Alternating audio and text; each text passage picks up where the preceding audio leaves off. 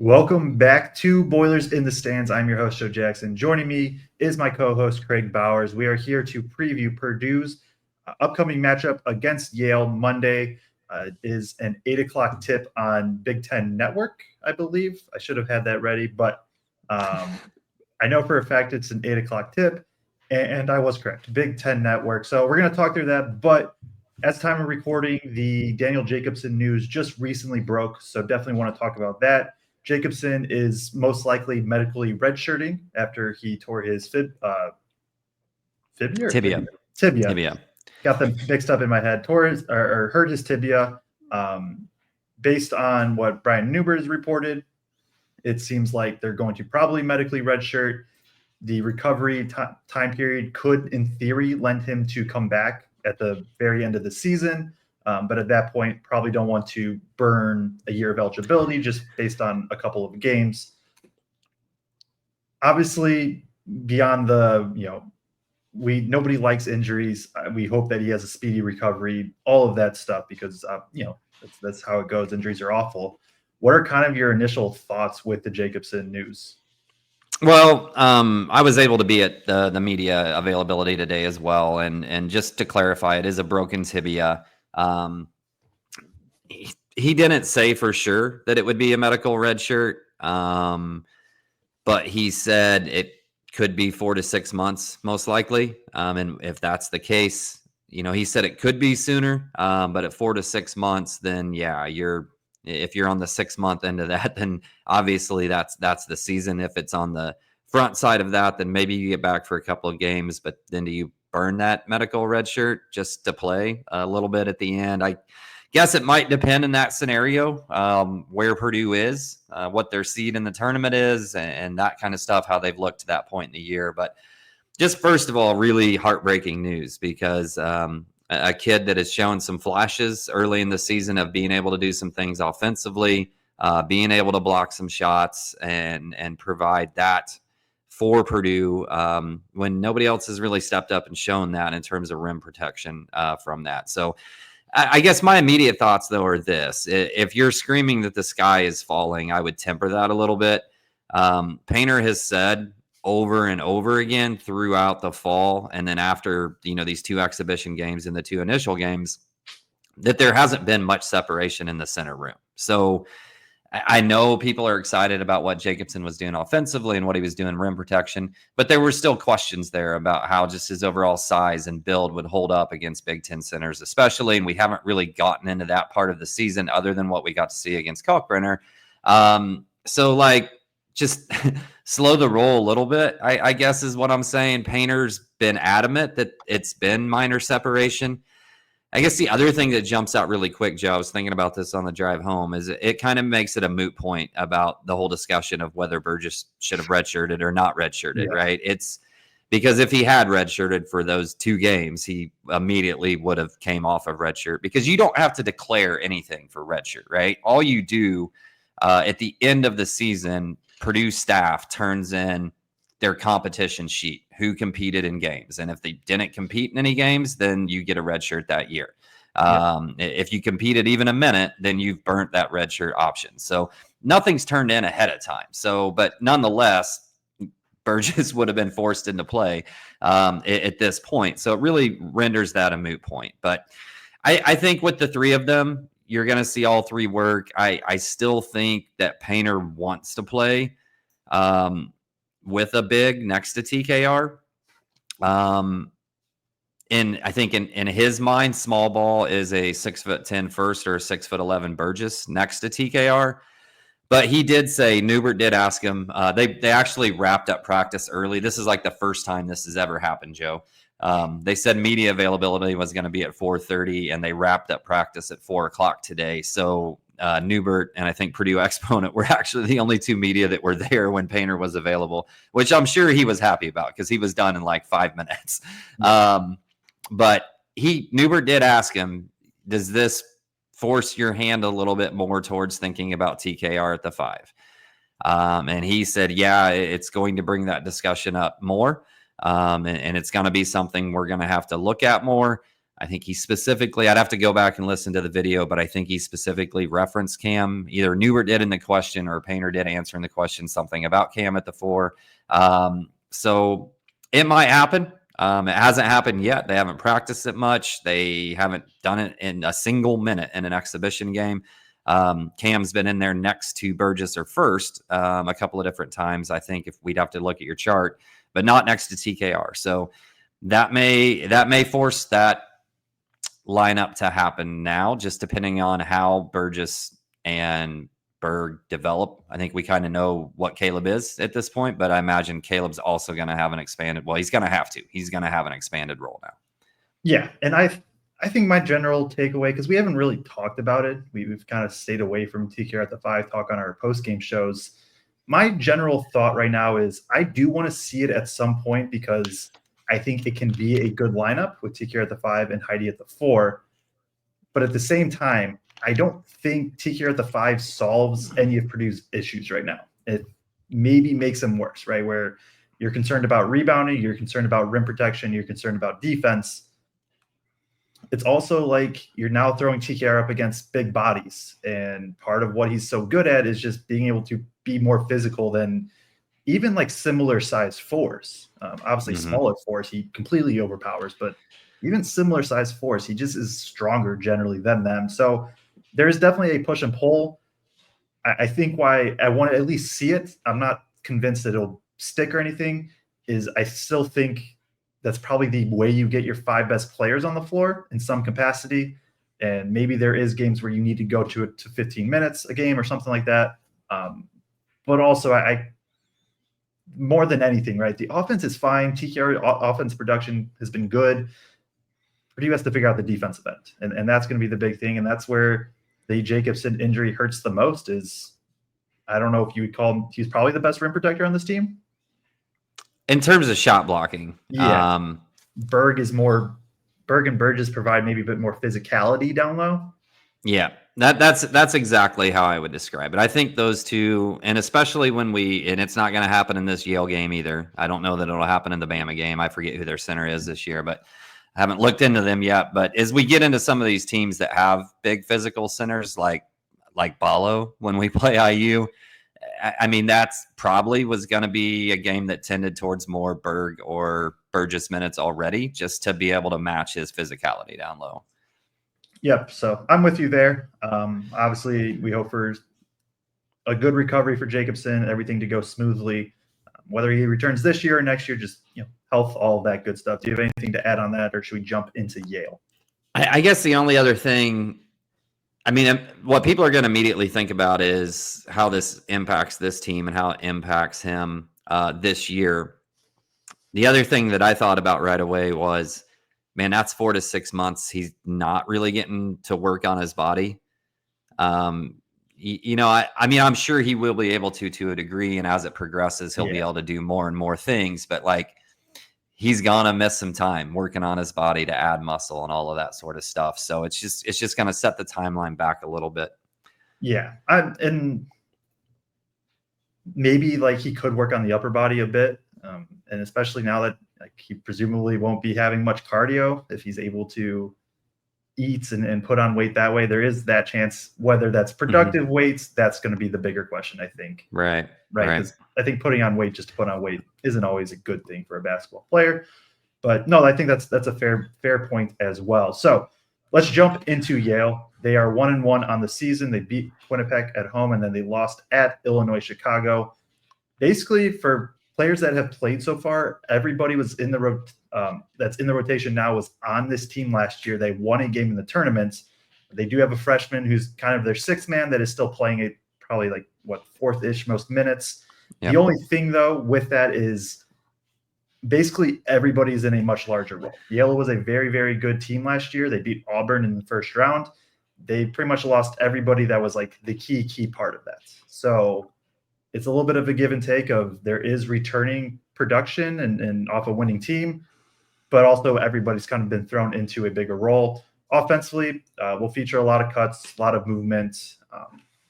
Mbang, we'll talk about in a sec. He's going to have the ball in his hands a lot to create. Mainly going to be 2 to 3 guys with high usage, and defensively just mainly man-to-man. I don't think they have great rim protection. I think this should be a game that Purdue can dominate, the interior, whether specifically at the 5 spot. Here, I don't have concerns with, but can the 5 spot start to show like, hey, this is how we can kind of play? We'll dive into the specific players in a second, but do you have anything just off the top you want to add? I mean, it's a team that, like you said, was in the NCAA tournament last year, and while, like you said, a couple of those key pieces are gone, let's not forget Polakidis is the guy who went nuclear in that Auburn game from 3. And you just have to. We'll talk about that more, but he's a baller. Like, he's just a straight up baller. So there's talent on this team, not as much as there was last year because they lose Danny Wolf to Michigan. And they lose their other high-profile guard that was on that team, I think, just to graduation. But to me, they just, not to generalize like the good Ivy League teams, but like to me, they just look like a good Ivy League. Like, they run really good offensive stuff. They'll run some backdoor cuts, make things difficult. They want to really draw out possessions. Wouldn't call them a super high-level defensive team, but they shrink the game because they lengthen out possessions on both ends of the court. And kind of, I don't want to say grind it out, but they draw it out so that the pace of the game is considerably slower. I think they were one of the slowest teams last year when I looked at that up, pretty sure, in the country. Picked right now 115th in KenPom and picked to finish second in the Ivy League again this year. So, Painter mentioned it today. All 3 teams that they're playing are teams that have had NCAA guys with NCAA tournament experience over the last couple of years, and that this is the best team out of the 3 that they faced so far. I don't know that it's necessarily the worst match. Like, there's still a piece of me that thinks the first game was the toughest matchup stylistically for Purdue, but as a team itself, this is probably the best team. The other thing I really noticed just from a team standpoint is they do not let you get rebounds. They, like, everybody on this team rebounds. I think one of their guards is I think tied for leading on this team in rebounds. It just seems like they really crash the boards and don't try to leak out or get out in any way, shape, or form off of those rebounds. They want to make sure that they limit your possessions as much as possible. They were one of the best teams last year. Obviously, they don't have Wolf, but they were one of the best teams last year about limiting offensive rebounds as well. Yeah, and that they do play a numbers game. And for this year's stats, they've played 2 games. Things can be a little wonky, and just we expect it to level out as time progresses. But if you look back through their years, through the past 2 years, like, they don't turn the ball over and they don't give up offensive rebounds. So it is just a possessions game of they trust that their possessions can be more efficient than yours, and that's how they win games. We can dive into some of the players right now. Start with number 2, Bez Mbang, 6'4", 185. I would call him their point guard, especially this year. He has the ball in his hands a lot. Lead facilitator, lead initiator, not a great shooter, but a very, very active defender on the other ends. He is going to be the one bringing up the ball. I would expect Jakari to be on him to start and just pick him up full. You don't think so? Do you think it's going to be Polakidis? He gave an answer today in the media availability that he didn't say who he was going to be on, but it sure sounded like he tipped his hand of who he was going to be on, and it wasn't going to be Mbang. So, well, never mind there then. Number 4, Polakidis. He's a 6'6", 205-pound kind of wing. He's he is the best shooter, I think, on this team. He is somebody you definitely have to respect out on the perimeter, going to put up a lot of shots. Pure scorer. Yasin Garam, number 24, 6'3", 200 pounds. Hasn't been super high usage guy in his career. Not a great shooter, but again, I think as time progresses, he's somebody that can kind of be molded into a bigger role. Rounding out, they're a smaller team in general, so it's like their other backup guard for sure. Trevor Mullen, number 11, 6 foot, 175 backup point guard. I guess we'll stop there. We'll leave some of their bigger names for the second half. Does anybody really stand out to you that I mentioned besides Mbang? I mean, Polakidis. Right now, averaging 20 points a game, again, through 2 games. But I couldn't find any video of this year's team, so I went back and watched that win over Auburn, and he was a beast. I think he was 4 or 5 from 3 at some point in the first half, but he's got more than just that catch and shoot. He will put the ball on the deck a little bit and kind of drive into a mid-range. Similar, I guess kind of similar to Fletch. He'll usually pull up instead of trying to kind of hit a runner going towards the rim, although he did bank a runner when I was watching that game too. So he's got that, but he's 6'5", so he's got some size. And once he gets hot, he fires fast. He's got a really quick shot, and he can shoot with some depth on it, I guess, in terms of where he's taking that shot. I asked Jakari in the media availability today, just like how important it was going to be to locate him at all times. And he just kind of smiled and said, yeah, like he's a dude, and we're going to have to know where he is. And what he said was it's really going to help prepare me as we continue in the season, being on a guard like that who has that kind of scoring threat and can heat up like that for when we get into Big Ten play and play some of these really top-ranked teams, because he's such a highly effective and prolific shooter, shot over 40% the last 2 years. So I think that's priority number one. Yeah. And playing them. And talking about Mbang, one of the things that you mentioned was this team doesn't turn the ball over and they're really efficient. He's averaging 6 turnovers a game. And I know it's only 2 games, but that's a big number. Pretty high usage, I would say, in terms of having the ball in his hands, but six turnovers game is a big number and looks like somebody we might be able to heat up a little bit. So I was with you. I kind of thought, well, I wonder if Jakari will guard him and try to heat him up some and create some turnovers. But, whether it's him or Braden, it looks to me like a guy you could maybe speed up and get into some trouble. And the interesting thing, I will monitor then if Jakari's on Pulikitis, that probably means Braden's on Mbang. And then it's, are you picking up full court? Because we talked last game in the post-game show, which definitely go check that out if you haven't already. But Braden Smith, he played the first 32 minutes. If it was a close game, he would have played all 40. One of the things I mentioned was, well, he's not picking up full court. He can kind of not conserve energy on that end, but he's giving energy playing hard, but it's still limiting that. If he's on Mbang, is he going to be the one picking up full court? Is he going to still have that super high minutes usage? Just little things that I'll be monitoring.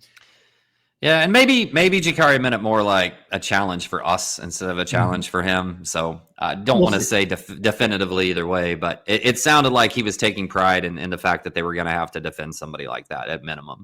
Yeah, and also the guards are going to switch. Like if there is any guard-to-guard action, they'll just switch. So he's going to end up on all of them at some points. Not a super big team as we jump into that. I guess Isaac Selskar, 6'6", 210-pound freshman. He's more of a bigger wing, not bigger wing, but like a wing for this team, especially in rebounding the ball really well. So I threw him in this group in more of the bigs room. But out of guys that Yale's really played, 6'7" Nick Townsend and 6'10" Samson Alaton. Those are really the only two like true bigs that I've seen. If I miss somebody, definitely throw that out there. But this is not a big team. They still just do a good job rebounding. They crash the glass with pretty much everybody, especially on the defensive end. Selskar is one of those guys at 6'6" that I think, especially as a freshman, I don't know if it's going to be this game or in the future. He'll have some games where he just kind of really pops.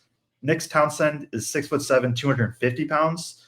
He's going to play small ball 5 at times, not a shooter, will facilitate a bit. Kind of, for anybody that's familiar with the Yale from last year or USC this year, he's probably closer to the Matt Knowling role of this like small 6'6", 6'7" power forward center that can't shoot but does facilitate some, can still kind of run the offense through him.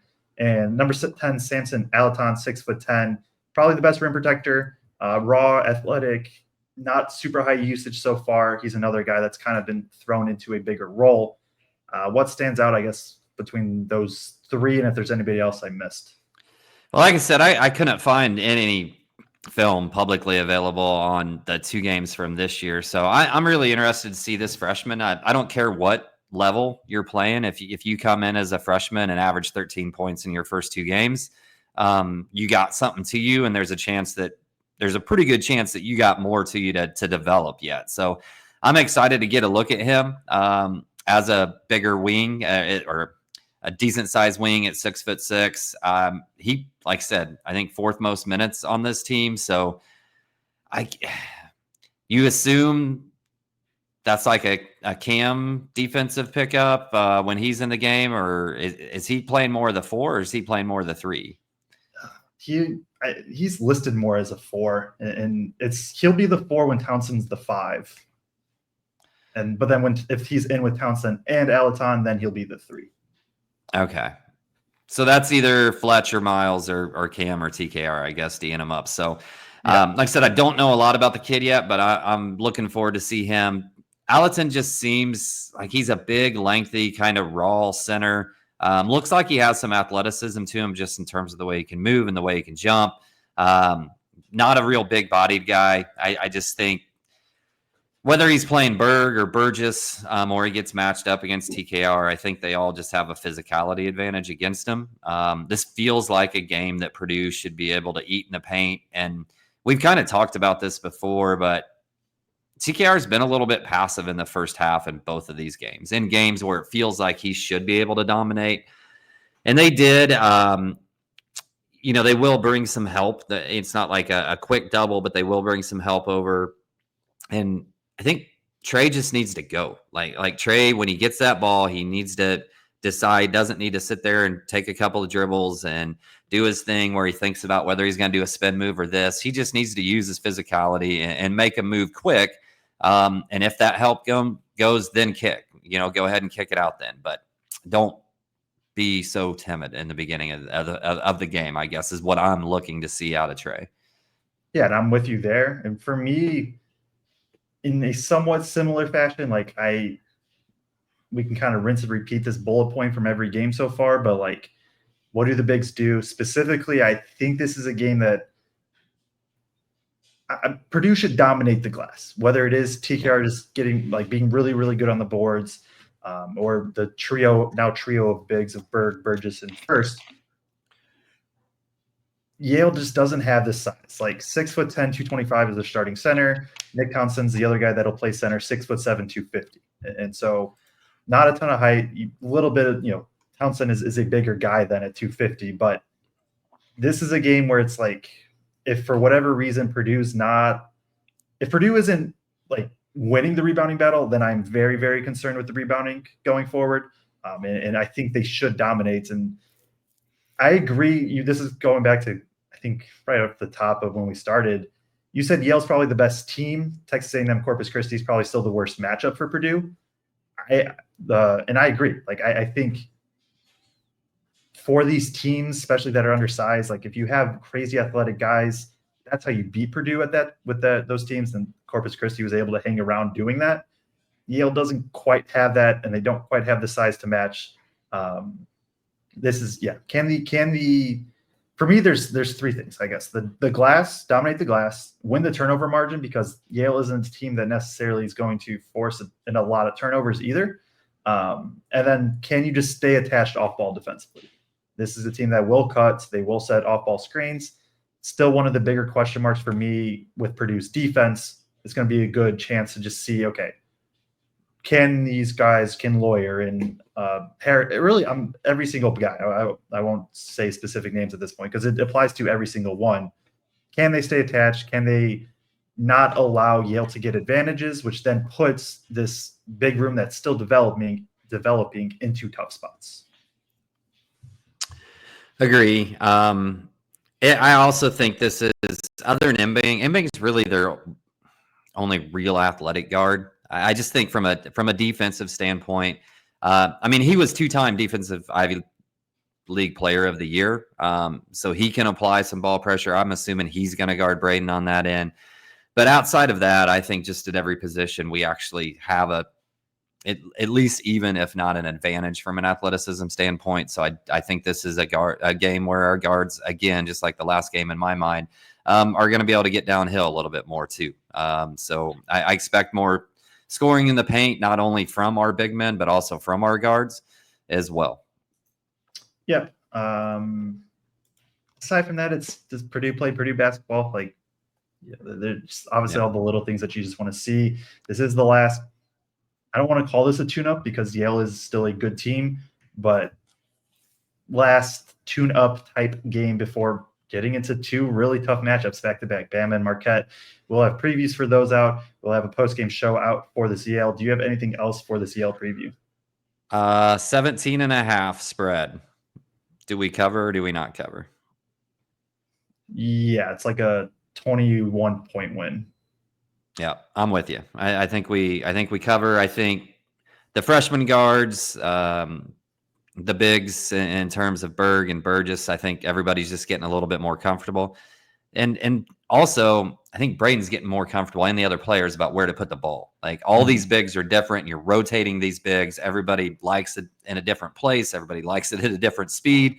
What can you throw? What can't you throw in terms of where you put them in position? I just think everybody's getting more comfortable. And I think this will be a game where it really starts to show. And we need it to before that we roll into that Bama game, because that's going to be a huge matchup. Yep. And Bama's going to be a blast. We'll have a separate preview out for that. We will be live after the game. It is an 8 o'clock Eastern time tip on Big Ten Network for Purdue against Yale. We'll be live, depending on game end, probably 10:15-ish Eastern time. So definitely tune into that. If you're watching on YouTube, like and subscribe. If you can click on the bell notifications, you'll get notified specifically when we go live. For home games like this with pressure and just having to wait for music to die down, things like that, it's a little iffy on the exact start point of our shows. Away games will be closer to right at the end of the game. But if you turn on the bell notification, if you subscribe, then you'll get notified immediately. Come join in the chat, hang out. It is a good time as we kind of talk through everything. For those that do watch the live shows, I just put the board in my bag. I remembered it actually this time. I randomly just did like 2 hours ago. I was like, oh, I have to put that in. So that'll be there. It'll make an appearance. Craig probably will be at presser. He'll have you covered there completely with all the post-game stuff. So a lot of good stuff coming on with Purdue as we start to get into the meat of the schedule. Appreciate everybody tuning in, and we will catch you all after the Yale game on Monday.